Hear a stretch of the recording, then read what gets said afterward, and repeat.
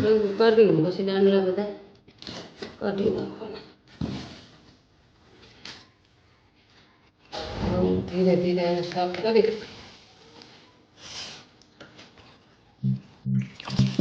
સારી અને વસ્તુ જેટલી દેખાય ને એટલી કાઢી નાખવા. ગોળ કિલો કરી આંબલી નાખીશું. આંબલી નાખી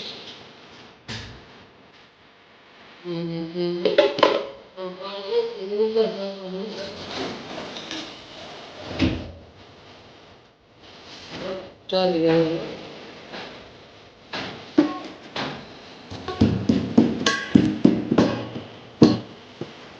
મરચું આપણે સ્વાદ પ્રમાણે મરચું નાખી દઈએ છીએ.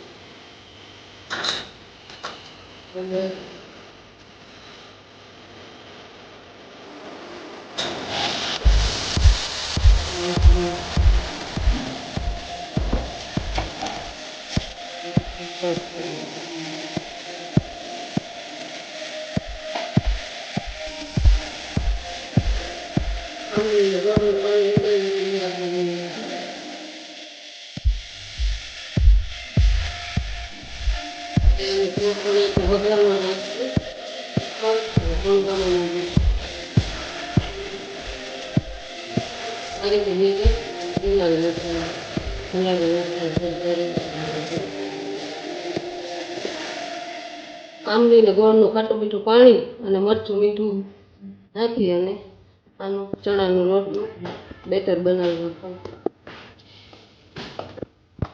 આ રીતે બેટર બનાવી નાખવાનું, હલાવી નાખવાનું ખૂબ સારી રીતે. ત્યાં આપણે 5 કિલો ચોપડશું ત્યાં પાણી થઈ જશે. કોફી બેસી પાણી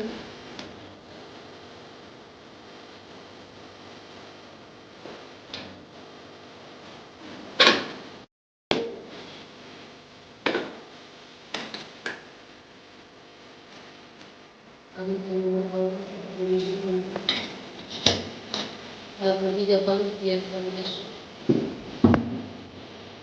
તેની ઉપર 2 પાણા મૂકી દીધા છે. કારણ નીકળી થઈ ગયા છે.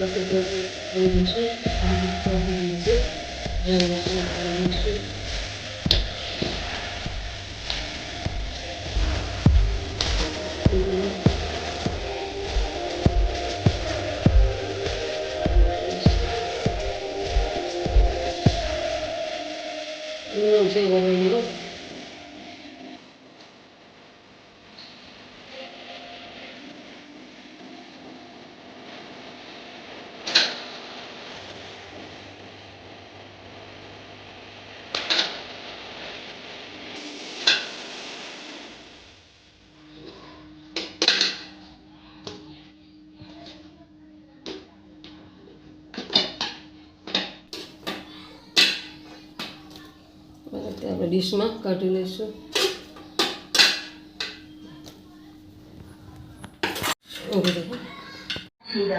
એકદમ પળવાળા બની ગયા છે, તમે જોઈ શકો છો.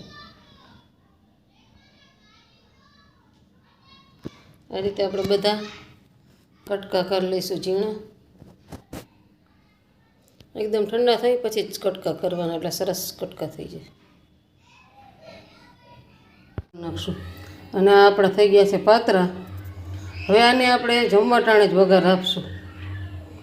આમાં ઉપરથી આપણે મરચું અને મીઠું એડ કર્યું છે સ્વાદ પ્રમાણે. આમાં આપણે ગોળ અને આમળીનું પાણી પાછું ઉકાળવા મૂક્યું છે, જે આપણે વઘાર કરી અને એમાં રસો નાખશું રસિયા પાત્રા બનાવવા માટે.